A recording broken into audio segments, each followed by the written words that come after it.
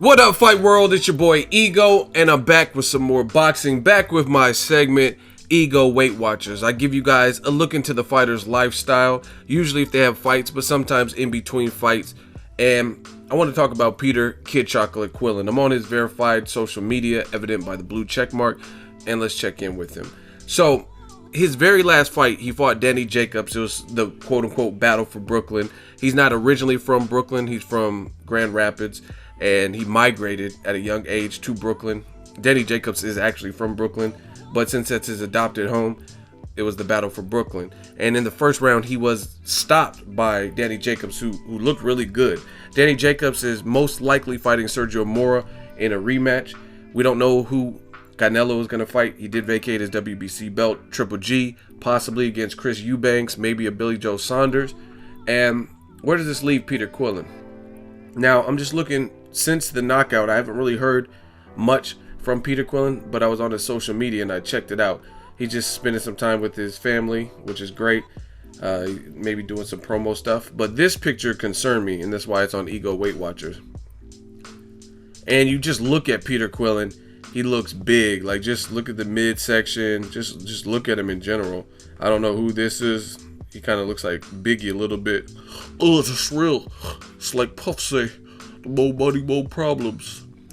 I got 7 Mac 11s, about 838 9. So, just looking at Peter Quillin, this concerns me because he's fighting at middleweight, which is 160. He's coming off a stoppage, and I'm okay with him taking time off because I think all the fighters, anybody who gets knocked out, should take some time off. Like, especially like a guy like Amir Khan, because he was out cold. But even a stoppage like this, he was, you could tell that Quillin was out of sorts. Like, with at first I was kind of contesting the stoppage, and then I watched it again, and he looked befuddled. He didn't know where he really was, and he wasn't really responding well to the referee. So it was a good stoppage, and psychologically I think is what fighters need. So I have no problem with them taking some time off. But what I do have concerns with is I'm not a fan of fighters not taking care of themselves in their off season. And he doesn't, although Peter Quillin, he just looks big. He doesn't necessarily look obese. Like when I've seen, let's say, Chavez Jr. at his worst in his off season, he just looked completely sloppy. So Peter Quillin doesn't look that, but he looks way bigger than 160. And he's already, I think he's pretty tall. I've had the pleasure of interviewing Quillin before. Real good dude.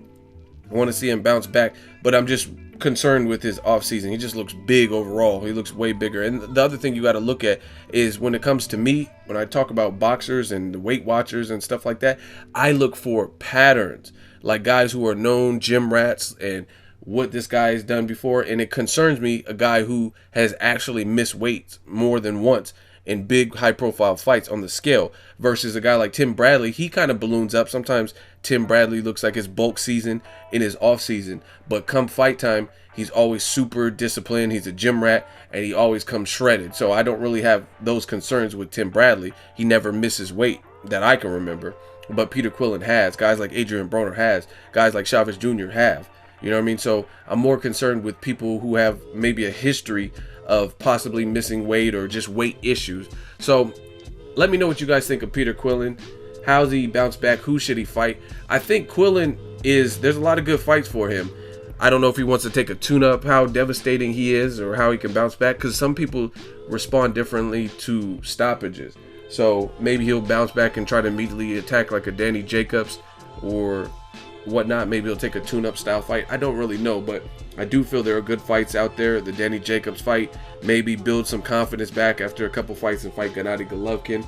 Chavez Jr., I don't know exactly what his weight situation is. I would like to see something like that. Canelo, if he wants to fight at middleweight, if Quillin can even make middleweight right now. There's a lot of fights I would like to see, to be honest. Peter Quillin versus Curtis Stevens. Peter Quillin versus David Lemieux. I mean, these are some good fights out there. So first, he has to get himself back in the gym and kind of shave some pounds and just kind of get back serious, because boxing is brutal. You look at it, he's just kind of chilling. Got some babes with him and stuff like that. But I'm telling you, you don't want to lose that hunger, because you look at this picture right here and then look at how he looks before a fight. I'm sure this was a photo shoot, probably right before a fight while he was in training camp. Look at him right there. Look at his stomach right there versus his stomach right there. Big difference. And he's already big, and it's a guy that's already kind of missed weight in the past. So we'll see what Peter Quillin does. That's the Ego Weight Watchers. Can he bounce back? Who should he fight? You guys let me know that. I've seen some recent interviews, so he's not staying away. I think he needs to, like, here's an old picture of Peter Quillin, perfect example. Look at his size right there. I don't know exactly how old that picture was, but I think he should, at this point, he should draw the line in the sand, and this is where he needs to, like I said, draw that line in the sand and be like, okay, I need to start losing some weight, even though I don't have a fight.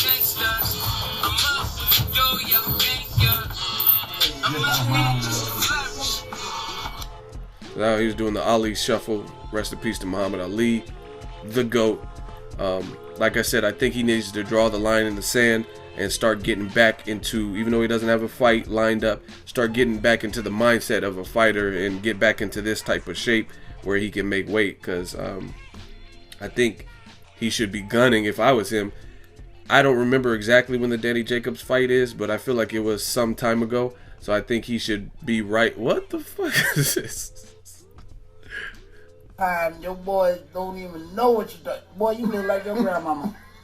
Boy, you look like your grandmama. Yeah, that kind of scared me. But I think he should be creeping on the part where he should start looking to get back into the ring. I think fighters should take maybe 8 months to a year off, something like that. And I feel like it's been right around that. But this is what he needs to strive for. Get back into this type of shape when he was missing teeth and stuff like that. And he was hungry. Let me know what you guys think. Animal status. Can he get back to it? Who would you like to see Quillin fight? Let me know in the comment section. Drop it in the comment section. Make sure you like my video as always. Hate, comment, and subscribe. Till next video, it's Ego signing off.